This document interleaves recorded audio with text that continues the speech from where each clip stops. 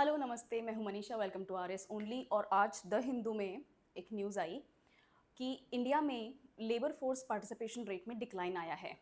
और सिर्फ overall decline नहीं है, विमेन का पार्टिसिपेशन लेबर फोर्स में कम हुआ है। मई और जून का कंपैरिजन आया है और ये न्यूज़ इसलिए है क्योंकि despite so many tries, despite so many policies, इतना कोशिश करी जा रही है महिलाओं को घर से बाहर निकाल के काम करवाने के लिए, कंट्री की ग्रोथ में उनका पार्टिसिपेशन देखने के लिए, लेकिन रिजल्ट्स फ्रूटफुल नहीं हैं। क्यों नहीं हैं ये आपके लिए इंपॉर्टेंट है। क्वेश्चन कैसे बनते हैं एग्जाम्स में और उसको कैसे टैकल करना है, क्या क्या आपको लिखना है, I tell you everything. News देखेंगे, ब्रीफिंग न्यूज़ भी मैं बताऊंगी क्या है, लेकिन इस न्यूज़ का आपके लिए रेलिवेंस क्या है, विल फोकस ऑन दैट। ठीक है, ये न्यूज़ है। इसमें अब आपको ये वाले वर्ड्स से कंफ्यूज नहीं होना है। Unemployment rate stagnant at 5.6%। Unemployment rate stagnant होना भी अच्छी बात नहीं है। ठीक है, जब हमारे पास में ये डेटा है कि वुमेन का पार्टिसिपेशन कम हो रहा है और अनएम्प्लॉयमेंट रेट स्टेगनेंट है, इसका मतलब वो जो लेबर है, जो गैप है, वो कहाँ इन्वॉल्व हो रही है। जनरली इसको अनऑर्गेनाइज सेक्टर में काउंट किया जाता है और अनऑर्गेनाइज सेक्टर हमारे लिए बहुत बेनिफिशियल नहीं है क्योंकि अनऑर्गेनाइज सेक्टर को हम ट्रैक नहीं कर सकते। उनकी कितनी इनकम हो रही है, ठीक है, क्या वो सेविंग्स कर रहे हैं, क्या वो फाइनेंशियली बैंकिंग सिस्टम से जुड़े हुए हैं, क्या उनकी पेंशन फैसिलिटीज़ उनको प्रोवाइड की जा रही हैं, बहुत सारे इंश्योरेंस उनके पास अवेलेबल है या नहीं है, ठीक है, उनका शोषण तो नहीं हो रहा है, राइट। बहुत सारे प्रॉब्लम्स होते हैं। अनऑर्गेनाइज सेक्टर का बहुत ज़्यादा बड़ा होना हमारे लिए अच्छी चीज़ नहीं है, हमारी इकोनॉमी के लिए पॉजिटिव न्यूज़ नहीं है।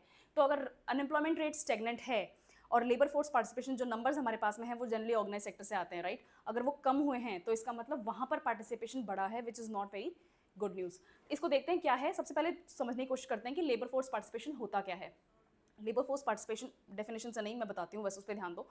16 से 64 ईयर्स की एज, 16 से 64 ईयर्स की जो आपकी एज है, ये आपकी वर्किंग एज ग्रुप कहलाती है। ठीक है, 16 से 64 साल के जो लोग हैं देश में, महिलाएं और पुरुष दोनों, ये वर्किंग एज ग्रुप कहलाता है। इस एज ग्रुप में वो लोग जो या तो एम्प्लॉयड हैं, यानी कि जो तो जिनके पास नौकरी है, छोटी बड़ी उससे मतलब नहीं है, जिनके पास नौकरी है वो एम्प्लॉयड हैं, या फिर एक्टिवली एम्प्लॉयमेंट ढूंढ रहे हैं। ठीक है, वो लोग आपके LFPR में काउंट किए जाते हैं, लेबर फोर्स पार्टिसिपेशन में काउंट किए जाते हैं, जो एम्प्लॉयड हैं भी और जो एम्प्लॉयमेंट ढूंढ रहे हैं।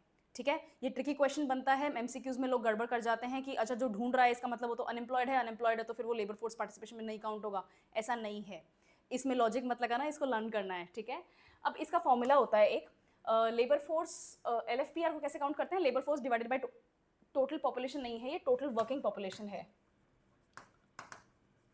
ठीक है, labour force divided by total working population, country में ये वाली पॉपुलेशन जो है, ठीक है, टोटल ये पॉपुलेशन, वर्किंग पॉपुलेशन, और इनटू 100 मल्टीप्लाइड बाय 100। अब ये आपकी जो रिजल्ट आएगा, जो आपके पास नंबर आएगा, that number is labour force participation rate. ठीक है, अब लेबर फोर्स पार्टिसिपेशन के ऊपर हम क्यों ध्यान देते हैं, क्योंकि इससे हमें पता चलता है कि देश में कैसी इकोनॉमिक एक्टिविटी हो रही है, लोगों के पास काम है या नहीं है, रोजगार।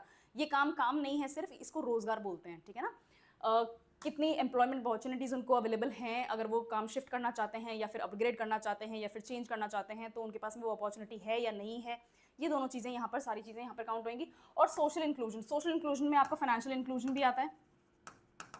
ठीक है ना, ये आपको लेबर फोर्स पार्टिसिपेशन पढ़ने के बाद में हमारे पास में ये इंडिकेटर्स सामने आ जाते हैं। तो if it's a good number, इसका मतलब कंट्री की जो ओवरऑल इकोनॉमिक हेल्थ है वो अच्छी है। If it's not a good number, falling है, डिक्लाइन है, या फिर बहुत ड्रास्टिक चेंजेस आए हैं, it's something to worry about. ठीक है, चलो नेक्स्ट देखते हैं। अब ये आपके पास नंबर्स हैं, इसको मैंने चार्ट फॉर्म में बताया आपको। डेटा पढ़ना अच्छा नहीं लगता, नहीं याद भी नहीं होता, समझ में भी मुश्किल से आता है, इसके ऊपर अपन ध्यान नहीं देंगे। ओवरऑल LFPR जो है इंडिया की बहुत बहुत माइनर लेवल से डिक्लाइन हुआ है, बट अनएम्प्लॉयमेंट रेट सेम है। ठीक है, मैंने उसका आपको लॉजिक ऑलरेडी बता दिया है क्या है।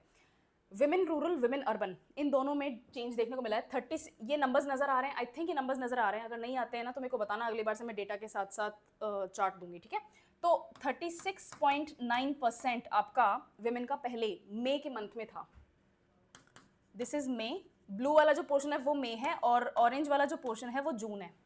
ओके, हाँ, ये हर महीने काउंट होता है। ठीक है, मई में 36.9% विमेन का LFPR था और जून में 35.2 हो गया। It's a big difference.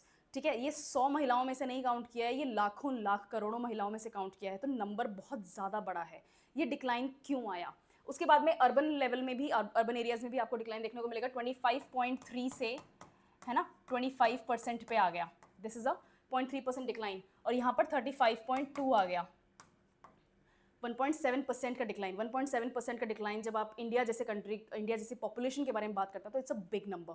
ठीक है, ये पसीने छुड़ा दे ऐसा नंबर होना चाहिए इनके लिए। फिर मेन के रूरल में भी हमें डिक्लाइन देखने को मिला है, 0.2% का डिक्लाइन है, 0.2% का।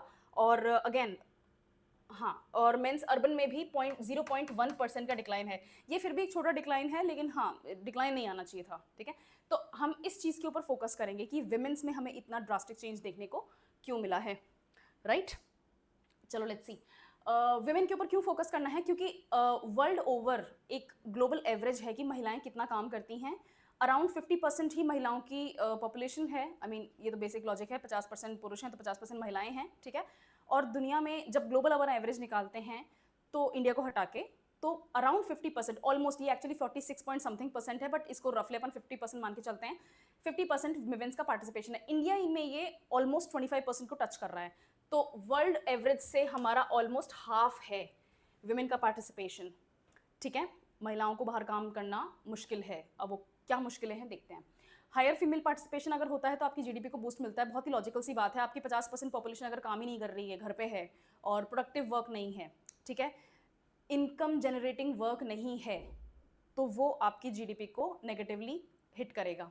ठीक है, अब इसमें लोग ये भी बोलते हैं कि कुछ काम ऐसे होते हैं जो प्रोडक्टिव तो होते हैं लेकिन इनकम जनरेटिंग नहीं होते हैं। जैसे फॉर एग्जांपल होम मेकर, आपके पेरेंट्स में आपकी जो मदर्स हैं या फिर जो आपकी कुछ सिस्टर्स हैं, सिस्टर्स इन लॉ हैं, जो भी हैं फीमेल्स आपके टच में हैं, अगर वो होम मेकर्स हैं, ठीक है, तो घर संभालना भी काम है, but it's not actually creating anything for the country. ठीक है, ये उनको डिमीन करने का काम नहीं है। जो होम मेकर्स हैं they are doing immense service to the country, but income generating नहीं है। उससे वो कुछ नया नहीं कर रही हैं, राइट? उससे वो पैदा नहीं कर रहे हैं कुछ भी जिसको सेल कर सकें या फिर जिससे उनकी इनकम में बढ़ोतरी हो सके, इसलिए उनको काउंट नहीं किया जाता है, राइट? आपकी जीडीपी को बूस्ट मिलता है, ठीक है, सीधी सी बात है। और एलएफपीआर में हम मेन को सिर्फ मैच ही क्यों करें, क्रॉस करना चाहिए, ठीक है। बट आईएमएफ के एस्टिमेट के हिसाब से 27% इंक्रीज आता है जब विमेन का एलएफपीआर मेन के बराबर होता है। यानी कि अगर महिलाएं और पुरुष बराबर नंबर्स में आपकी लेबर फोर्स में पार्टिसिपेट कर रहे हैं तो आपकी जीडीपी में ओवरऑल डिफरेंस 27% का आता है, ठीक है, गुड। इससे विमेन को एम्पावरमेंट मिलता है, गरीबी में गिरावट देखने को मिलती है। हाउस होल्ड वेलफेयर जो है, सीधी सी बात है, मैं आपको एक बहुत लॉजिकल सी बात बताती हूँ। काम किसको मिलेगा? जो काम करने योग्य होगा, ठीक है। इसमें सिर्फ लेबर की ही बात नहीं हो रही है, इसमें ब्लू कॉलर, व्हाइट कॉलर और गोल्ड कॉलर हर टाइप की जॉब्स की बात हो रही है, राइट? तो इससे एजुकेशन को बूस्ट मिलेगा। एजुकेशन को बूस्ट मिलेगा तो ऑब्वियस सी बात है फैमिली में एजुकेशन को प्राथमिकता दी जाएगी। अगर एजुकेशन को प्राथमिकता दी जाएगी तो जो भी आपकी बैड हैबिट्स जिनको अपन मान के चलते हैं, सोशल हैबिट्स जो होती हैं, जो नेगेटिव हैबिट्स होती हैं, उनको अपन पीछे छोड़ते हुए जाएंगे। इसमें सिर्फ रिलीजियस और कल्चरल इश्यूज नहीं हैं, इसमें जेंडर इश्यूज भी हैं। जो पेट्रियार्कल माइंडसेट है उसको भी रिलैक्सेशन करने को मौका मिलेगा कि तुम रुको भैया, कर रहे हैं अपन, ठीक है।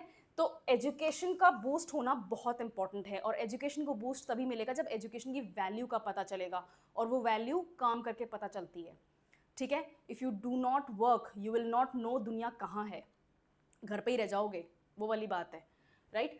जेंडर इक्वालिटी देखने को मिलती है, जैसे मैंने आपको बताया, ग्रोथ, इंक्लूसिव ग्रोथ होती है। दोनों जेंडर्स अगर काम करेंगे तो overall family, overall social level पे उनको ग्रो करने का मौका मिलेगा। पॉलिसी इंटरवेंशंस जो हैं इनके ऊपर आपका क्वेश्चन बनेंगे, इन तीनों चीज़ों के ऊपर आपके क्वेश्चन बनते हैं। अब ये हो सकता है आपके डायरेक्ट GS1 GS2 में ना आए, इकोनॉमिक्स का पेपर होता है उसमें ना आए, हो सकता है इंग्लिश में बोल दें कि इसके ऊपर है ना हमें एक ऐसे लिख के दो, है ना। तो न्यूज़ पता होगी तो आपका ऐसे अच्छा हो जाएगा, आपके पास में नंबर्स होंगे, आपके पास में रियल लाइफ एग्जांपल्स होंगे, डिस्कस करने के आपके पास पॉइंट्स होंगे। अब अपन रीजंस देखते हैं कि ऐसा क्यों हो रहा है, आखिर फॉल आया क्यों। 4 रीजंस हैं, प्राइमरी रीजंस मैं आपको बताती हूँ। Social economic reasons, socio economic होता है, ठीक है। Socio economic reason, structural barriers और कुछ सोशल एंड कल्चरल बैरियर्स होते हैं। देखते हैं क्या है प्राइमरी रीजंस। ये एग्रीकल्चर के बारे में बात करी गई है। एग्रीकल्चर का या फिर लेबर का जो क्या कहते हैं इसको, राइट, जो कंस्ट्रक्शन बिजनेस होता है, राइट, एग्रीकल्चर के बाद में प्राइमरी सेक्टर की बात हो रही है। एग्रीकल्चर तो एक पार्ट हो गया, ये प्राइमरी सेक्टर का ओवरऑल पार्ट होता है, ठीक है, जहाँ पर आपको फिजिकल लेबर करने की ज़रूरत होती है। एक तो एग्रीकल्चरल पैटर्न जो है वो शिफ्ट होता है, मई से जून में क्या होता है, आपकी जो हार्वेस्टिंग का टाइम होता है ना, वो शिफ्ट हो रहा होता है, ओके। तो अगर हार्वेस्टिंग हो गई तो now the land is free, तो अब उस लेबर की ज़रूरत ही नहीं है फार्म्स के अंदर। तो जो बिग फार्मर्स होते हैं वो अपनी लेबर को छोड़ देते हैं, बोले ठीक है यार, अब मेरा जो भी हार्वेस्टिंग होनी थी हो गई, अब आगे का काम मेरी दूसरी टाइप की लेबर है वो करेंगी। और उसमें विमेन का पार्टिसिपेशन बहुत ऑलमोस्ट निल होता है। तो वहाँ पे सबसे पहले रिट्रेंचमेंट विमेन का ही किया जाता है। तो सीजनल एग्रीकल्चरल पैटर्न जब चेंज होते हैं, तो जब भी सीजनल चेंज आएगा एग्रीकल्चर में, उसमें आपको विमेन का पार्टिसिपेशन डाउन आता हुआ नजर आएगा। दूसरा, इंटेंस हीट, ये जनरली आपको कंस्ट्रक्शन बिजनेस के आसपास देखने को मिलेगा, जहाँ पर बिग बिल्डिंग्स बन रही हैं, राइट। विमेन ऑलरेडी बहुत हार्डकोर काम में इन्वॉल्व नहीं है when it comes to construction, manufacturing का काम जो है उसमें अगर बाहर रह के काम करना है तो मई और जून इट्स इंटेंस समर। और इस पूरे इंडिया का यही हाल है, ऐसा नहीं है कि मतलब राजस्थान में ज़्यादा गर्मी पड़ती है and Karnataka is free of all that, ऐसा कुछ भी नहीं है। बहुत तगड़ी गर्मी पड़ती है पूरे कंट्री में, ठीक है, कश्मीर और कुछ नॉर्थ ईस्ट इलाकों को अगर छोड़ दें तो भी। तो इंटेंस हीट अगर होती है तो विमेन को कम प्रायोरिटी दी जाती है, वो they are susceptible to more physical weaknesses, right. तो फिजिकल वीकनेस के कारण आप जो एम्प्लॉयर है उसको काफ़ी नुकसान होने को चांसेस रहते हैं।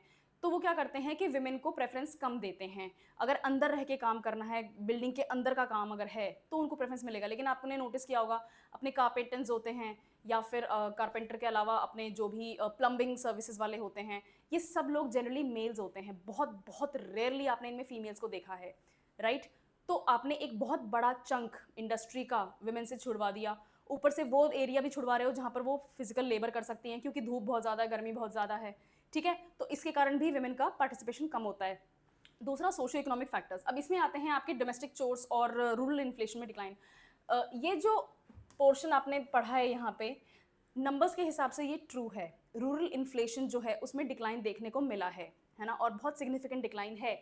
तो जब महंगाई नहीं होगी तो घर में सबसे पहले महिलाओं की ही नौकरी छूटेगी कि अरे ठीक है, अपना काम चल रहा है एक इनकम में, या फिर XYZ की पेंशन आ रही है और मेरी इनकम है, तो तुम घर रहो आराम से, बच्चों को संभालो, ठीक है। ये आर्ग्यूमेंट आते ही आधा आपका कॉन्फिडेंस वहीं डाउन आ जाता है और फिर आपको घर पे रहने का मजबूरी हो जाती है। अब आप चाहे आपको किसी ने फिजिकली रोका हो चाहे ना रोका हो, but this argument is more than enough to crush your confidence. तो अगर रूरल इन्फ्लेशन डिक्लाइन हुआ है, which is actually a good thing, ठीक है, लेकिन इसका रेपरकशंस विमेन की लेबर फोर्स को झेलना पड़ता है। दूसरी चीज, शिफ्ट टू डोमेस्टिक चोर्स। इसमें क्या होता है, क्योंकि लेबर इंटेंसिव काम जो है अब रूरल एरियाज में कम है, ठीक है, इन रीजंस की वजह से भी। तो महिलाएं क्या करती हैं, जो आसपास के टाउन्स हैं, जो सिटीज़ हैं, वहाँ पर शिफ्ट हो जाती हैं, और वहाँ पर उनको क्योंकि स्किल्स नहीं हैं ऐसे कि वो फैक्ट्रीज़ में या फिर किसी बड़े मैन्युफैक्चरिंग आउट हाउस में काम कर सकें, तो वो क्या करती हैं, जो डोमेस्टिक हेल्प होती हैं, ठीक है, उसमें इन्वॉल्व हो जाती हैं। That is an unorganise sector. मैं अपनी डोमेस्टिक हेल्प को कितने पैसे दूँ वो मेरे ऊपर डिपेंड करता है, उनको नहीं पता। क्यों? क्योंकि कोई एक स्ट्रक्चर्ड सिस्टम नहीं है कि इस काम के इतने पैसे होने चाहिए या इतने घंटे काम करने के इतने पैसे होने चाहिए, मुझे उनको और अनएम्प्लॉयमेंट बेनिफिट्स देने चाहिए, पेंशन बेनिफिट्स देने चाहिए, ये सब नहीं होता है, राइट। क्योंकि ये सब नहीं होता है तो ये लेबर फोर्स पार्टिसिपेशन में काउंट भी नहीं होते हैं। तो जब वो डोमेस्टिक चोर्स में शिफ्ट कर जाती हैं, सिर्फ अर्निंग के लिए ही नहीं, खुद के लिए भी, तो भी उनके लेबर फोर्स पार्टिसिपेशन में उनका नंबर डाउन हो जाता है। फिर है स्ट्रक्चरल बैरियर्स। अब ये ज़्यादा इंपॉर्टेंट बैरियर्स हैं और ये आपको लर्न भी होने चाहिए, आर्गुमेंट के लिए भी अच्छे हैं। एक तो नॉन फार्म जॉब्स कम हैं। इंडिया मैन्युफैक्चरिंग सेक्टर को बूस्ट करने की कोशिश कर रहे हैं, है ना। मैन्युफैक्चरिंग सेक्टर को बूस्ट करने की कोशिश के बावजूद मैन्युफैक्चरिंग सेक्टर में इतना स्पंज क्रिएट नहीं हुआ है कि वो लेबर फोर्स को एब्जॉर्ब कर सके, ठीक है। तो नॉन फार्म जॉब्स जो हैं, फार्मलैंड का तो अपन ने देख लिया क्या प्रॉब्लम है, चलो ठीक है, सीजन चेंज होएगा, बाद में वापस लेबर की जरूरत होगी तो हो सकता है वापस से एक बूम देखने को मिल जाए उनकी पार्टिसिपेशन में, but that is a temporary thing, ठीक है, सीजनल चीज़ है, टेम्प्रेरी चीज़ है, तो वो बेनिफिशियल नहीं है, वो स्टैटिक होना चाहिए और उनकी एक अच्छी इनकम रेगुलर होनी चाहिए, रेगुलर इनकम होनी चाहिए। इसमें क्या होता है, क्योंकि फार्म जॉब अवेलेबल नहीं है तो नॉन फार्म जॉब में जाएंगे, लेकिन वहाँ पर भी लिमिटेशंस हैं क्योंकि वहाँ पर बहुत ज़्यादा अच्छा ग्रोथ देखने को नहीं मिल पाया, ठीक है। तो प्रेफरेंस मेल्स को दे दी जाती है। एग्रीकल्चर का डिक्लाइनिंग शेयर ये हमको बता चुकी हूँ, this is actually a good thing, ठीक है, क्योंकि इकोनॉमी ग्रो करती है तो हम चाहते हैं कि प्राइमरी सेक्टर जो है उसका पार्टिसिपेशन कम हो, हम सेकेंडरी और टर्शरी सेक्टर का पार्टिसिपेशन ज़्यादा एक्सपेक्ट करते हैं। सेकेंडरी सेक्टर को हमने अभी फर्स्ट पॉइंट में देख लिया कि ज़्यादा खास काम कर नहीं रहा है, लेकिन अगर आपके पास में अनस्किल्ड लेबर फोर्स है तो वो टर्शरी सेक्टर में क्या ही काम कर लेंगे, ठीक है। तो टर्शरी सेक्टर उनके लिए वेस्टफुल हो जाता है, वो उसको एब्जॉर्ब ही नहीं कर सकते, इसलिए ये लेबर जीरो हो जाता है, ठीक है। Mechanisation of farms, mechanisation of farms में आपको एक एग्जांपल देती हूँ। एक फार्मर है, मिडिल इनकम फार्मर है, बहुत हम लार्ज फार्मर्स की बात नहीं कर रहे हैं जो पंजाब हरियाणा में देखने को मिलते हैं, हम मिडिल इनकम फार्मर्स की बात कर रहे हैं जो लेबर इंटेंसिव होते थे, है ना। इतनी अर्निंग होती थी कि वो एक दो दो तीन लेबर रख लें, अपने फार्म का काम करवाएं। लेकिन अब क्या है, उन्होंने मैकेनाइजेशन को प्रेफरेंस देना शुरू कर दिया है। एक ट्रैक्टर ले लेंगे छोटा सा, ठीक है, सोनालिका के बहुत छोटे छोटे ट्रैक्टर आते हैं बिल्कुल बढ़िया से, उसी में रोटावेटर लगा लेंगे, है ना, और एक ड्राइवर रख लेंगे, और जो सीड डिस्ट्रीब्यूशन वाला जो क्लिपिंग होता है, क्लिपिंग्स होती हैं, उन्हीं को लगा लेंगे। तो एक ड्राइवर, एक ट्रैक्टर में आपने इन्वेस्ट कर दिया, एक ड्राइवर और उसके 5 अटैचमेंट्स। जिस काम के लिए लेबर लगती थी, 10-10 लोग फार्म में काम कर रहे हैं, कोई क्या काम कर रहा है, कोई प्रूनिंग का काम कर रहा है, कोई हार्वेस्टिंग का काम कर रहा है, ये सारी चीज़ें ज़ीरो हो गई एक ट्रैक्टर और एक ड्राइवर से। अटैचमेंट लगा लिया, बस आपने अटैचमेंट चेंज करना है आपको, समझ में आ गया। तो जो लेबर आपकी पहले काम करती थी वीडिंग को हटाने के लिए, अब आपने एक ट्रैक्टर के ऊपर रोटावेटर लगाया, ट्रैक्टर चला दिया, आपकी सारी वीडिंग एक बार में ज़ीरो हो गई। तो इतने सारे लोग जो आपकी वीडिंग करते थे आपकी फार्म में, अब उनकी ज़रूरत नहीं है, नाउ दे आर जॉबलेस, ठीक है। तो मैकेनाइजेशन का ये नुकसान हो गया।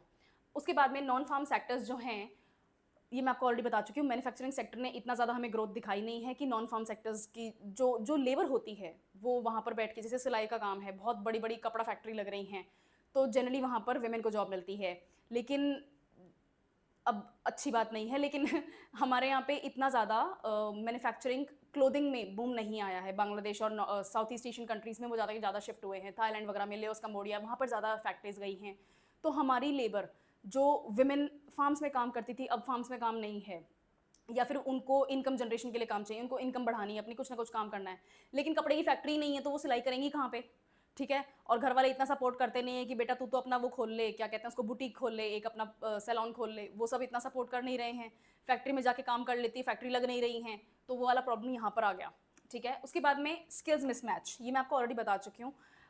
स्किल्स इनफ नहीं हैं, ठीक है। अब आजकल एआई का ज़माना है, सबको एआई आना चाहिए, छोटे मोटे काम के लिए भी सब ग्रॉक के ऊपर और चैट जीपीटी और इनके ऊपर डिपेंड कर रहे हैं, है ना। तो अगर आपने अपनी स्किल्स को अपग्रेड नहीं किया है, तो जो आपके पास में एग्जिस्टिंग जॉब है, हो सकता है कल को वो भी ना रहे, बिकॉज समवन जो आपकी जॉब का काम सीख रहा है वो कम पैसे में वो काम करने को तैयार हो जाएगा, राइट।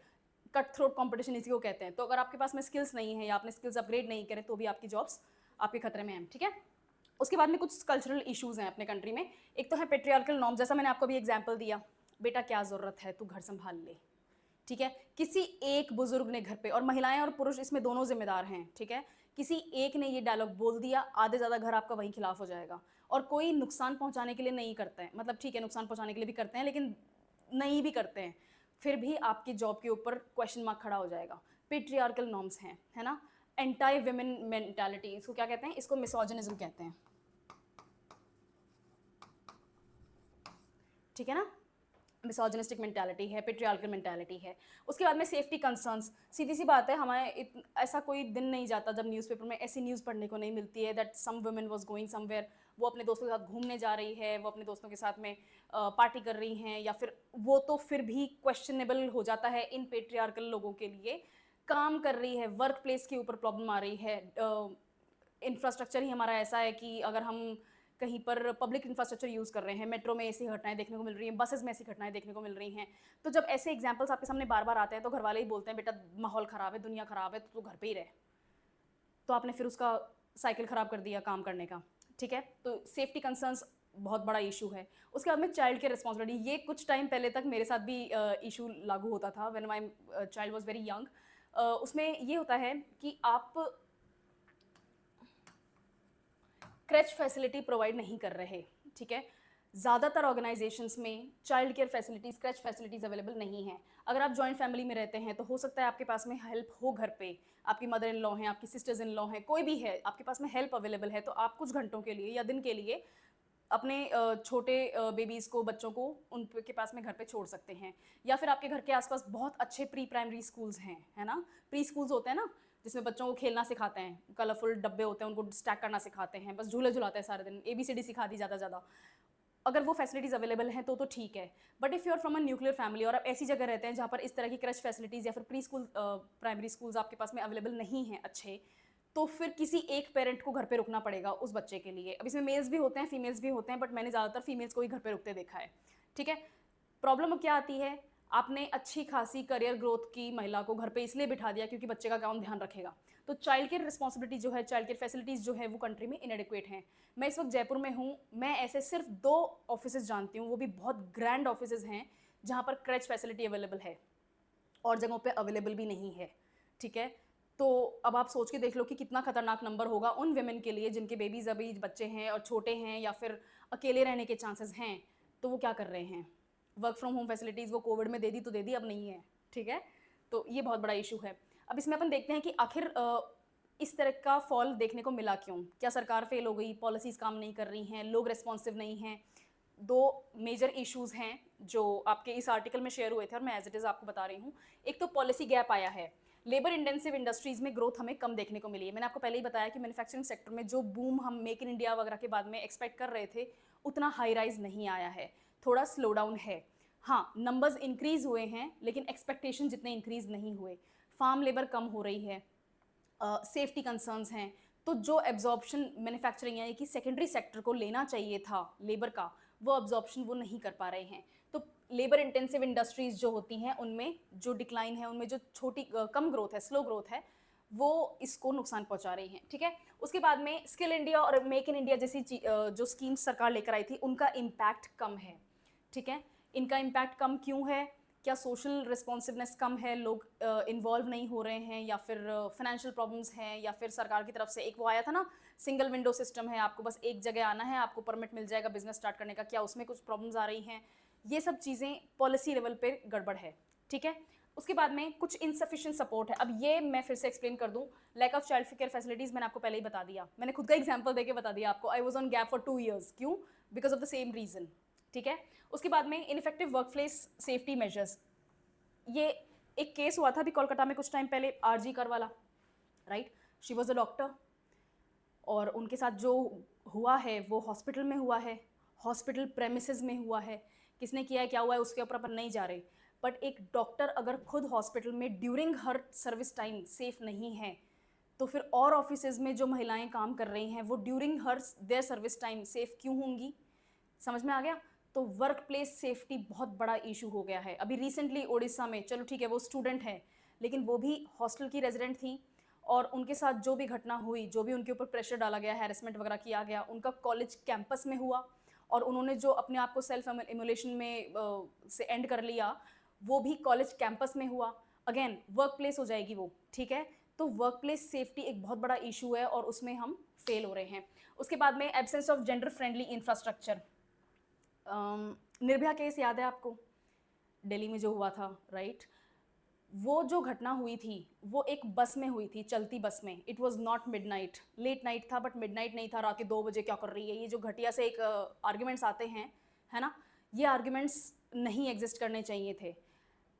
फिर भी रोड ट्रांसपोर्ट के टाइम, पब्लिक ट्रांसपोर्ट यूज़ करते टाइम उनके साथ में ये घटना हुई थी, ठीक है। She passed away because of all those activities, जो क्राइम हुआ था। जेंडर, अब ये इंफ्रास्ट्रक्चर की प्रॉब्लम है, ठीक है। एक महिला शाम को ट्रैवल कर रही हैं, अकेले हों चाहे 10 लोगों के साथ में हो, क्यों वो पब्लिक ट्रांसपोर्ट में सेफ नहीं है, राइट। मैं आपको एक एग्जांपल देती हूँ। मैं दिल्ली में पढ़ती थी, तब की बात है, हो गए 15 साल 16 साल हो गए इस बात को। मैं दिल्ली में पढ़ती थी तो वहाँ पर अंडर पासेज हैं, राइट, ऊपर से हाईवेज और सड़क जा रही हैं। तो एक्सीडेंट्स को कम करने के लिए क्या किया था गवर्नमेंट ने कि हम जो लोग रोड क्रॉस करना चाहते हैं, हम रोड के नीचे से अंडरपास बना देंगे, तो it will be good for everyone, ठीक है। ट्रैफिक भी अपना स्मूथ फ्लो करता रहेगा और लोग भी बिना किसी डर के, बिना किसी प्रॉब्लम के क्रॉस कर सकते हैं।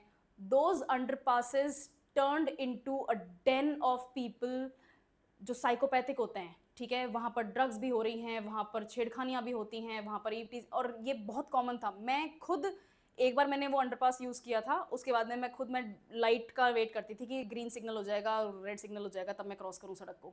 It was such a harrowing experience, ठीक है। तो आपका पब्लिक इंफ्रास्ट्रक्चर, आप कोशिश तो बहुत कर रहे हो, लेकिन आप अगर सिस्टम को चेंज नहीं करोगे, लोगों को चेंज नहीं करोगे, तो फिर उस कोशिश का कोई, it will all fall flat, right. तो ये जो पब्लिक इंफ्रास्ट्रक्चर वाली चीज़ होती है ना, इसको जेंडर फ्रेंडली बनाना पड़ेगा, राइट। आप अंडर पासेस देने की बजाय ओवर पासेस दो, उनको खुला रखो, उसको एडवर्टाइजमेंट से ढक मत दो, ठीक है, ताकि कोई अगर गलत एक्टिविटी होती है और किसी को नज़र आता है कि कोई crime, someone is doing something wrong, उसके ऊपर नज़र जाए and they can help can reach the person, ठीक है। अब ये सिर्फ विमेन के लिए नहीं है, ये मेन के लिए भी लागू होता है। ये मैं सिर्फ विमेन की बात नहीं कर रही हूँ, ये मेन के साथ भी लागू होता है। हर तरीके के क्राइम जो विमेन के साथ होते हैं वो मेन के साथ भी होते हैं। Let's not beat around the bush, ठीक है, समझ में आ गया। तो ये हमारी एक बहुत बड़ी कमी है। उसके बाद में हम देखते हैं कि एक्चुअली एक्सपर्ट्स क्या सोचते हैं। Expert cite premature deindustrialisation and mechanisation as reducing job opportunities. मैंने आपको मैकेनाइजेशन का ऑलरेडी एग्जाम्पल दे दिया है, ठीक है। सिर्फ फार्म मैकेनाइजेशन ही नहीं हो रहा है, मैन्युफैक्चरिंग सेक्टर में भी रोबोटिक मैकेनाइजेशन हो रहा है, रोबोट से काम करा रहे हैं, यहाँ तक कपड़ा तक रोबोट सिल रहा है, मैंने खुद ने देखा है, ठीक है। तो जो लेबर उस फैक्ट्री में लगनी चाहिए थी, एक रोबोट से आप 24 घंटे चलाओ रोबोट को, उसको क्या प्रॉब्लम आ रही है, right, exactly. Premature deindustrialisation ये क्या चीज़ होती है? एक टर्किश इकोनॉमिस्ट थे,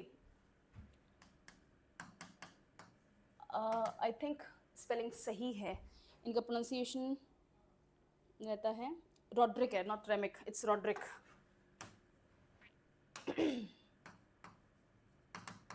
ठीक है, ये एक टर्किश इकोनॉमिस्ट थे। 2015 में 2015 में इन्होंने ये टर्म दी थी, प्री मेच्योर डी इंडस्ट्रियलाइजेशन, और इंडिया इसके लिए बहुत ही बेहतरीन एग्जाम्पल है। हम चाहते हैं डेवलप करना, सब चाहते हैं, इंडिया की बात कर रहे हैं, हम चाहते हैं डेवलप करना। अगर आप एग्रीकल्चर में अपनी फोर्स को लगा के रखोगे, अपनी पॉपुलेशन आपकी एग्रीकल्चर में ज़्यादा रहेगी, तो डेवलपमेंट नहीं होगा, इतना फास्ट पेस्ड नहीं होगा जितना फास्ट पेस्ड हम चाहते हैं। आपकी जो स्टैंडर्ड ऑफ लिविंग है, जो इनकम लेवल्स हैं, वो उतना ज़्यादा एक्सपोनेंशियली ग्रो नहीं करेंगे। आपको चाहिए कि आप एग्रीकल्चर से मैन्युफैक्चरिंग पे जाओ और मैन्युफैक्चरिंग से टर्शरी सेक्टर में जाओ, ठीक है ना, जिनको वाइट कलर और गोल्ड कलर जॉब्स बोला जाता है। प्रॉब्लम ये आती है कि जब आप प्राइमरी सेक्टर से, 3 सेक्टर होते हैं, ठीक है, 11th क्लास की इकोनॉमिक्स देख रहे हैं अपन, 3 सेक्टर होते हैं, प्राइमरी सेक्टर, उसके बाद में मैन्युफैक्चरिंग सेक्टर, और उसके बाद में आपका आता है टर्शरी सेक्टर, ठीक है। ये 3 सेक्टर्स होते हैं। इंडिया की ज़्यादातर पॉपुलेशन यहाँ पर है, अभी भी है। जो भी पॉपुलेशन शिफ्ट हुई है यहाँ शिफ्ट हो गई है, हमारा सर्विस सेक्टर, ठीक है। यहाँ पर हमने क्वेश्चन मार्क छोड़ दिया, इंडस्ट्रियलाइजेशन कंट्री में हुआ ही नहीं और हम डी इंडस्ट्रियलाइज हो गए। ये प्री मेच्योर डी इंडस्ट्रियलाइजेशन होता है। ये इन्होंने टर्म दी थी, डेमी रॉड्रिक ने। इन्होंने कहा था कि प्राइमरी सेक्टर से हमें स्टेज बाय स्टेज मैन्युफैक्चरिंग में जाना चाहिए और मैन्युफैक्चरिंग सेक्टर से टर्शरी में जाना चाहिए, तब आपकी ओवरऑल ग्रोथ प्रॉपर होगी, मतलब अच्छी पॉजिटिव ग्रोथ होगी। हमने क्या किया, 1990 में जब हमने मार्केट खोला तो हमने एग्रीकल्चर को टच नहीं किया, कोई फार्म रिफॉर्म्स नहीं आए, कुछ भी नहीं आया, हमने एग्रीकल्चर को टच नहीं किया। जो लेबर शहरों के आसपास थी, स्मॉल टाउन्स से लेकर बिग सिटीज़ तक, उनको मैन्युफैक्चरिंग देने की बजाय, क्योंकि हम यहाँ पे भी रिफॉर्म्स नहीं लाए, हमने यहाँ पर कुछ खास काम करके नहीं दिया, हमने उसको प्रायोरिटी दी। क्यों? क्योंकि वहाँ पर अर्निंग बहुत ज़्यादा होती है, वहाँ पर बहुत स्पेसिफिक स्किल्स होते हैं और अच्छी अर्निंग होती है। वो अच्छी अर्निंग के लालच में हमने टर्शरी सेक्टर को इतना बूस्ट कर दिया, हमने हमारे सर्विस सेक्टर को इतना ज़्यादा मैच्योर कर दिया कि अब वहाँ पर जगह नहीं है, इसको हम कुछ बना नहीं पाए। और अभी भी make in India manufacturing sector के लिए ही था, लेकिन हम पहले देख चुके कि मेक इन इंडिया का इफेक्ट इतना ज़्यादा पॉजिटिव आया नहीं है सोशल लेवल पे, ठीक है, इनकम लेवल पे, इकोनॉमिक लेवल पे। तो मैन्युफैक्चरिंग सेक्टर अभी भी हमारा लैग कर रहा है और प्राइमरी सेक्टर में अब कोई काम करना चाहता नहीं है। Do you want to work in agriculture? नहीं करना चाहते ना, फार्म्स के अंदर काम नहीं करना चाहते अपन, राइट। तो प्राइमरी सेक्टर में कोई काम करना नहीं चाहते, मैन्युफैक्चरिंग सेक्टर जो है हमारा इतना ग्रो कर नहीं पाया, टर्शरी सेक्टर सैचुरेट हो गया, तो अब क्या करें?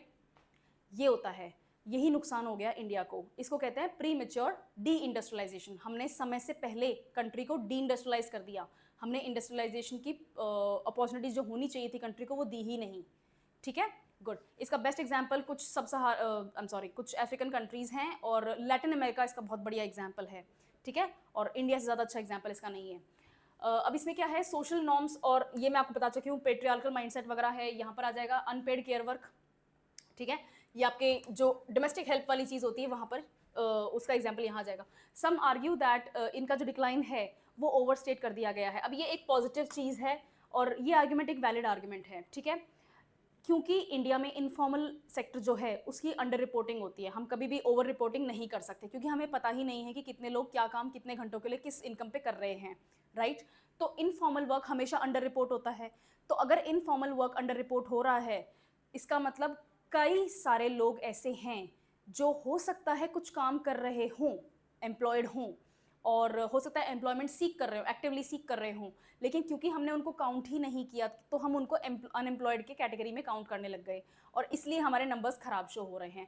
This is actually a valid argument, but क्योंकि हमारे पास में नंबर्स नहीं हैं इसलिए हम इस आर्ग्यूमेंट को और एलैबोरेट नहीं कर सकते। अगर आपके पास में ये टॉपिक आता है, आपको ऐसे लिखना है, पैराग्राफ लिखना है या फिर किसी क्वेश्चन में आपको एक्सप्लेन करना है, तो ये आपका आर्ग्यूमेंट वैलिड है, आपको देना है, ठीक है।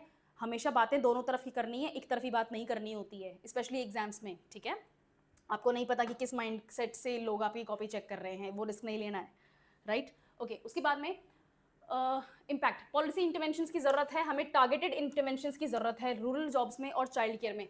ये एक बहुत बड़ा आई डोंट नो कि अभी तक किसी लोग विश्वास नहीं करते। अच्छा ठीक है, ये एक बहुत बड़ी बिजनेस अपॉर्चुनिटी है। आप एक बहुत बढ़िया प्री प्राइमरी स्कूल जहाँ पर आपको नर्सिंग लेवल के एजुकेशन के लोग चाहिए बच्चों का ध्यान रखने के लिए, ठीक है, और बहुत ज़्यादा इसमें कैपिटल इंटेंसिव नहीं होता है ये business. This is actually a very easy thing to do, right, comparatively easy thing to do. बहुत वेरी ईजी तो मैं नहीं बोलूँगी, but comparatively easy thing to do. लेकिन इसमें लोगों का ध्यान नहीं जा रहा है, nobody is actually caring about this fact कि यहाँ पर हम बिजनेस अपॉर्चुनिटी देख सकते हैं, हम यहाँ पर एक सर्विस सेक्टर में एंट्री मार सकते हैं इधर, ठीक है। इसके ऊपर कोई ध्यान नहीं दे रहा है, तो इसके ऊपर ध्यान देना चाहिए। If you have some interest, some inclination, तो प्लीज़ कंसिडर करो कि इस चीज़ को आप देखो। I am not a business person, तो इसलिए, और ये तब मेरे दिमाग में आया था when I was sitting at home caring for my child कि कोई इस फील्ड में बिजनेस क्यों नहीं खोल रहा है। गली गली में हो सकते हैं, specially in big cities like Mumbai, Delhi, Bangalore, Kolkata, इन जगहों पे तो गली गली में आप चाइल्ड केयर फैसिलिटीज़ दे सकते हो, paid child care facilities. Every day का 2 घंटे भर की जो रेट्स हैं उस हिसाब से अपना ब्रोशर तैयार करो, पर ठीक है कोई बात नहीं। रूरल जॉब्स में हमें कुछ फोकस देना पड़ेगा क्योंकि रूरल इन्फ्लेशन जो है उसमें डिक्लाइन आया है, तो विमेन का पार्टिसिपेशन कम हो गया है। तो हम और उनको क्या इंसेंटिव दे सकते हैं, उनको क्या, घर बैठे काम कर लो, ठीक है। जैसे लिज्जत पापड़ वाला एग्जाम्पल आपको सबको पता है, घर से ही स्टार्ट हुआ है बिजनेस, तो घर बैठे काम करो, but do something so that आपका इनकम लेवल अच्छा रहे। इकोनॉमिक इम्पैक्ट, लो LFPR तो जब होता है तो आपकी GDP में इफेक्ट आता है। सीधी सी बात है, आपकी 50% जनता जो है घर पे बैठ गई है ना, सिर्फ 50% लेबर फोर्स काम कर रही है। और ये बहुत एक्सट्रीम एग्जाम्पल नहीं है, कंट्री में देखने को मिल रहा है कई जगहों पे ऐसा, ठीक है।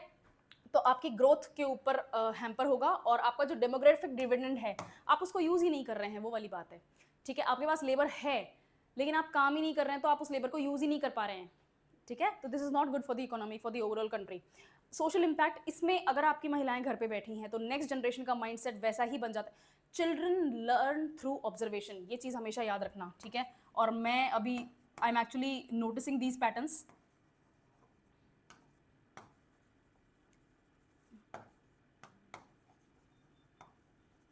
ठीक है।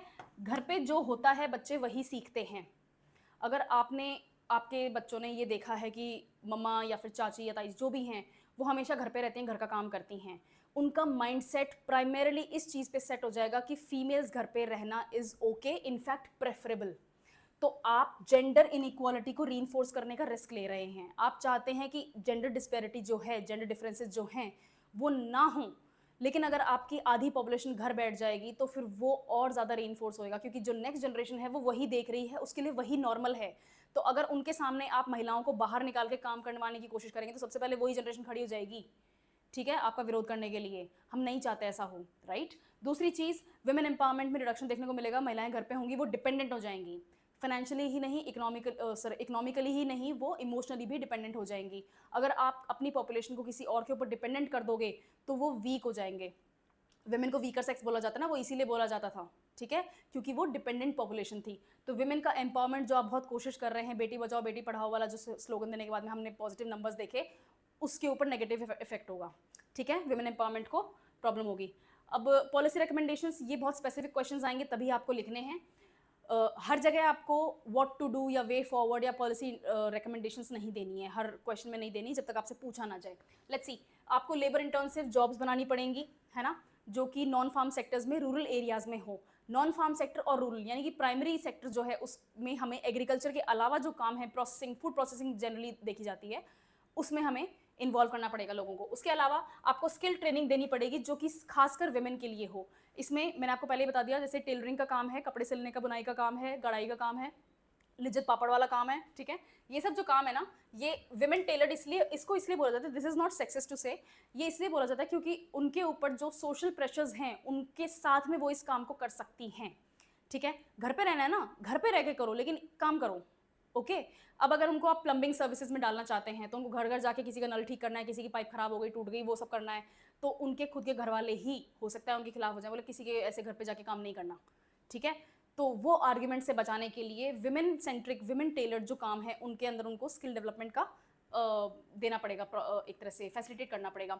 फिर है चाइल्ड केयर और मैटरनिटी सपोर्ट, इसके ऊपर तो सरकार कानून लेकर आई थी, 6 महीने की छुट्टी और कितना पेमेंट मिलेगा ये सब कुछ, वो तो हो गया, ठीक है। लेकिन चाइल्ड केयर के लिए अभी भी कुछ नहीं है, इसका कुछ करो ठीक है। मैं बहुत सफ़र करी हुई हूँ इससे, इसलिए मैं बार बार इस पॉइंट के ऊपर आ रही हूँ, और ये बहुत बड़ा फैक्टर है। ये सिर्फ मैंने फील किया है इसलिए नहीं है, मेरी एज ग्रुप में आने वाली सभी महिलाएं इस चीज़ को फील करती हैं, ठीक है। और ये बहुत बड़ा एक करियर के लिए हैम्पर करने वाली चीज़ है कि ये एक तरह से ना, मतलब बिल्कुल बाढ़ लग जाती है, गेट बंद हो जाता है, अब आप कहीं नहीं जा सकते। ये चीज़ सॉल्व होनी चाहिए, चाइल्ड केयर फैसिलिटीज़ हमें इंप्रूव करनी पड़ेंगी कंट्री में। उसके अलावा वर्क प्लेस सेफ्टी मैंने आपको ऑलरेडी एग्जांपल दे दिया है, सिर्फ कोलकाता का एग्जांपल नहीं है, ऐसा कंट्री में कोई शहर नहीं है, कोई गांव नहीं है, कोई बिजनेस हाउस नहीं है जहाँ पर किसी ना किसी टाइप की इस तरह की कोई घटना देखने को ना मिली हो। बहुत एक्सट्रीम एग्जाम्पल्स से लेकर छोटे मोटे ईव टीजिंग तक एवरीथिंग इज काउंटेड। आपको वर्क प्लेस सेफ्टी इंश्योर करनी पड़ेगी, वरना आप वुमेन पार्टिसिपेशन भूल जाओ। उसके बाद में ट्रांसपोर्ट इंफ्रास्ट्रक्चर जो है वो भी आपको बताना पड़ेगा, सेव करना पड़ेगा। और यहाँ पर सिर्फ सेफ्टी की ही बात नहीं होती है, फैसिलिटीज़ ही अवेलेबल नहीं है, ठीक है। सुबह सुबह अपन किसी और को डिस्टर्ब करते हैं कि मेरे को वहाँ तक छोड़ के आ जाओ, सो दैट मैं उसके आगे मेट्रो ले सकूँ या फिर बस ले सकूँ अपने ऑफिस तक। तो ये जो रास्ता जो आप किसी और को डिस्टर्ब कर रहे हो ना, आप किसी और के ऊपर डिपेंडेंट बन गए, ठीक है। किस दिन उसने मना कर दिया, बोले आज नहीं जा रहा कहीं पे भी, तू भी घर बैठ जा, होगी गड़बड़, ठीक है। ये तो आपको एजुकेशन लेवल से लेकर वर्क लेवल तक हर जगह देखने को मिल जाएगी प्रॉब्लम, ओके। उसके बाद में देखते हैं अवेयरनेस, ठीक है। स्लोगन्स काम करते हैं, let me just put it out there, slogans काम करते हैं, क्योंकि स्लोगन्स आपके फाउंडेशन, आपके एक तरह से फर्स्ट आर्ग्यूमेंट जो है, आपका जो फर्स्ट डिस्कशन, फर्स्ट डिबेट जो है टॉपिक के ऊपर, वो यहीं से आएगी। बेटी बचाओ बेटी पढ़ाओ का जो स्लोगन आया था, उससे पॉजिटिव चेंज देखने को मिला है। बट इसका मतलब ये नहीं है कि सिर्फ स्लोगन देख के ही काम चल जाए, उसके ऊपर बार बार डिस्कशंस होने चाहिए, पॉजिटिव इफेक्ट्स को लोगों के अंदर रीइंफोर्स करना पड़ेगा, तब जाके लोगों की मेंटालिटी चेंज होगी। अगर आपने किसी एक इंसान से एक बार ये बुलवा दिया, बात तो सही है, आपने उसको जीत लिया, आप वहाँ डिबेट जीत गए, ठीक है। स्लोगन्स काम करते हैं, तो अगर इनसे काम चले आपका, तो कम से कम ये स्टार्ट करवाओ। ऑलराइट, समझ में आ गया, गुड। अब 2 क्वेश्चंस मैं लेकर आई हूँ, इस टाइप के क्वेश्चंस आते हैं। ये वाला क्वेश्चन जनरली 50 to 100 उसका वर्ड्स का होता है, ठीक है। और ये वाला क्वेश्चन थोड़ा डिस्क्रिप्टिव है, 150 to 200 वर्ड्स का क्वेश्चन बनता है। इन क्वेश्चंस को पढ़, जो मैंने अभी आपको वीडियो में बताया है, सब उसी चीज़ को यहाँ पर एक्सप्लेन करना है। Analyse the reasons for low female LFPR in India and suggest policy measures to address it. जो लास्ट में सजेशन अपन ने बात करी थी ना, वो देने हैं, वो इसीलिए देने हैं क्योंकि यहाँ मेंशन्ड है, ठीक है। और लो फीमेल पार्टिसिपेशन रेट जो है लेबर में इंडिया में, उसके ऊपर डिस्कशन करना है, क्यों है, क्या डिफरेंस आया है, और क्या क्या रीजंस उसके ऊपर लागू होते हैं, और उसको अपन कैसे पॉलिसी में एड्रेस कर सकते हैं। ये फर्स्ट क्वेश्चन आपका शॉर्ट में रखना है, बहुत बुलेट पॉइंट्स में आपको आंसर देना है। सेकंड पॉइंट, ये थोड़ा सा डिस्क्रिप्टिव है, और टेक्निकली दोनों क्वेश्चन सेम है, ठीक है, लेकिन इसमें थोड़ा सा चीज़ ज़्यादा है। Analyse the factors contributing to the decline in women's participation. अब यहाँ पर आपको एनालाइज द फैक्टर्स, हर फैक्टर के बारे में बात करनी है, और उसको छोटा छोटा उसके बारे में लिखना भी है, ठीक है, कि वुमेन का डिक्लाइन क्यों हो रहा है एलएफपीआर में। ये इन वर्ड से डरना नहीं है, ये इसी की न्यूज़ बताई है मैंने। Discuss the role of government policies. अब गवर्नमेंट पॉलिसीज कितना काम कर सकती हैं, ठीक है, इन चैलेंजेस को एड्रेस करने के लिए। जो पॉलिसी चेंजेस की अपन ने बात करी थी वो आएगा यहाँ पे। एंड सजेस्ट मेजर्स, अब यहाँ पर भी मेजर सजेस्ट करने हैं, जो मैंने आपको लास्ट में बताए हैं, लास्ट वाली स्लाइड पे ये रहे, ठीक है। तो ये जो मेजर सजेस्ट करने हैं वो यहाँ पर देने हैं, और इसको पॉलिसी फ्रेमवर्क में कैसे आप इन्वॉल्व कर सकते हो वुमेन का पार्टिसिपेशन बढ़ाने के लिए, वो बताना है, ठीक है। समझ में आई न्यूज़? यही न्यूज़ है, और इतना ही है, हाँ जी इतना ही है। ये न्यूज़ आपके लिए इंपॉर्टेंट है। नंबर्स, अगेन मैं फिर से बता दूं, आपके लिए नंबर्स इंपॉर्टेंट नहीं है, आपके लिए न्यूज़ खुद इंपॉर्टेंट है, क्योंकि न्यूज़ का एनालिसिस आपके लिए डायरेक्ट क्वेश्चन बनता है, ओके। जीएस 1 2 3 सब में बनता है, स्पेशली ऐसे राइटिंग वगैरह आती है, या फिर थीम एलैबोरेशन आते हैं, इंग्लिश के एग्जाम में आते हैं, हिंदी के एग्जाम में आते हैं, उनमें जनरली इस टाइप के क्वेश्चंस देखने को मिलते हैं। वुमेन्स एम्पावरमेंट हो गया, लेबर वुमेन पेट्रियार्कल प्रॉब्लम्स के ऊपर आते हैं, ठीक है, चाइल्ड केयर फैसिलिटीज़ के ऊपर आते हैं, ओके, ये सब वुमेन सेफ्टी के ऊपर आते हैं क्वेश्चंस, उन सब में आप ये चीज़ काउंट कर सकते हो, okay. I hope it was fruitful, और नेक्स्ट मिलेंगे किसी और इंटेंस न्यूज़ के साथ, ओके, थैंक यू।